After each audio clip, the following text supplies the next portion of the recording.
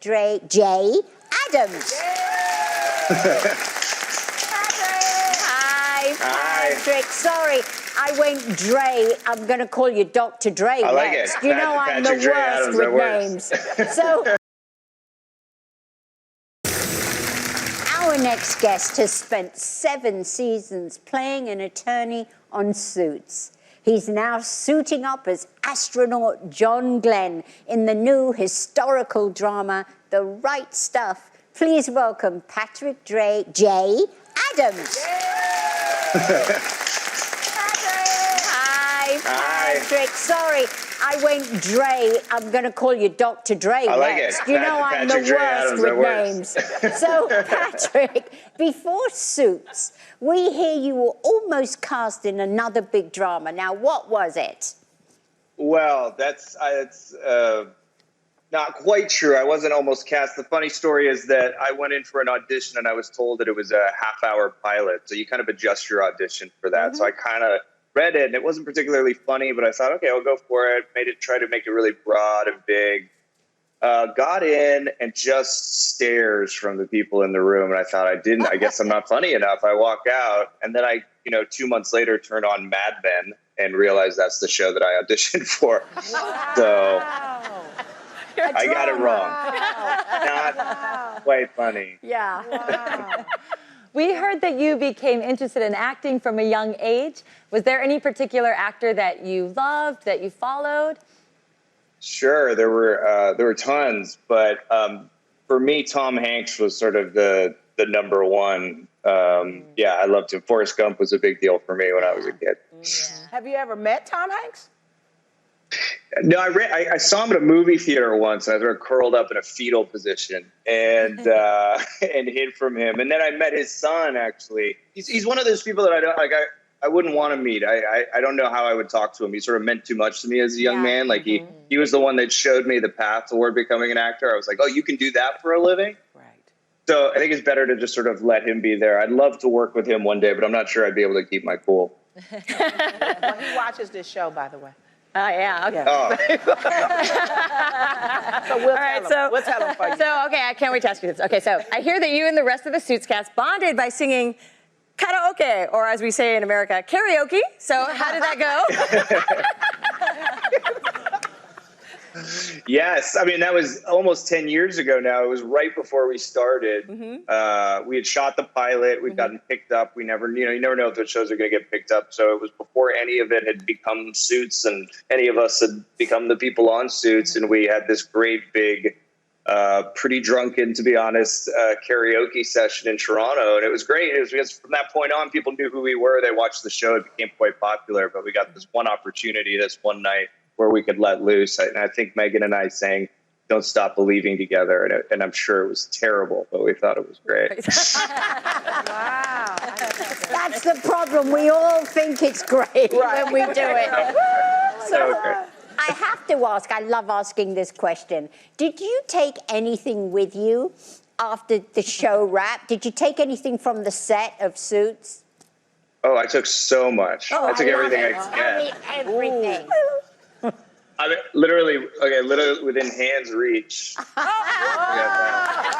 amazing. I love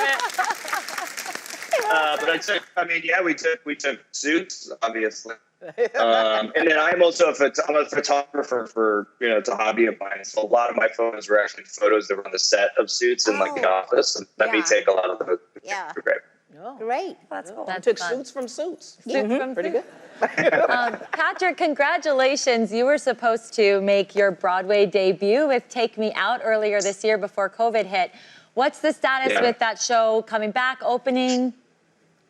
Second stage is dedicated to it. Obviously, it's heartbreaking that Broadway is out. There's so many people who are out of work. We're all really committed to the show. I know I speak for both Jessies when it's like our absolute number one priority. So we're really hoping that there's a safe way to reopen Broadway, and as soon as there is, we're going to make our schedules work to be there and put the show up. We were so close. We were like about to move into the theater and start our tech the week that COVID hit. So we were right there. So, and it was great. We were having a fun time and we really all got along. So we're excited to go back. Have you guys been keeping in touch? I know, like, when you start rehearsals, you just become an instant family, right? It's such a great connection. Have you kept in touch with both of them? Absolutely. They're two of the most incredible guys I've ever met, and we just were instantly friends. I just celebrated Jesse Tyler Ferguson's birthday with him and his friends the other day, and Jesse Williams is such a busy guy, but we all had dinner about 2 months ago, so they're great guys. Very happy to have met them. Well, speaking of celebrating, you and your wife are coming up on your 4th wedding anniversary next month. So without giving up too many secrets, how are you going to celebrate?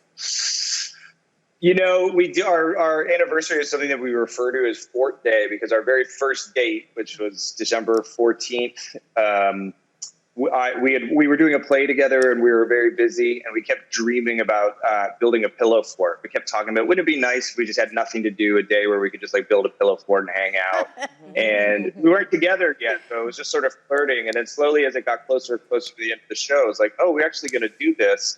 And we had this day where I made my whole apartment into a big pillow fort and Christmas lights everywhere. And she came over, and that was like the beginning of our relationship. So every year on Fort Day, we call it, we just turn off our phones and close the doors and just like make food. And now that we have a daughter, it's even more fun that we can share that tradition with her. Oh, that's so amazing. Okay, so That's romantic.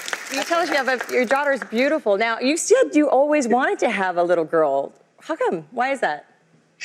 Well, you know, I was raised with women. I have 2 sisters. You know, my mother's obviously an important part of my life, and my grandmother's still alive. So it's just I'm used to women. I'm used to the women energy.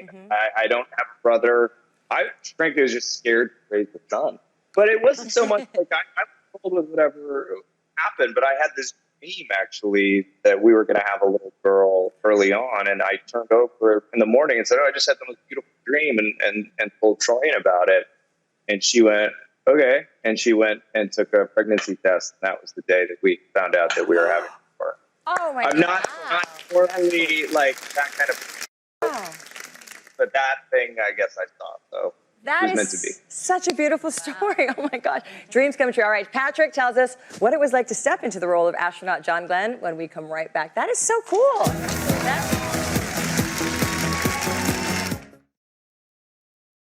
Quiet people, and cue Rachel Ray. Hey friends, today we're whipping up some delicious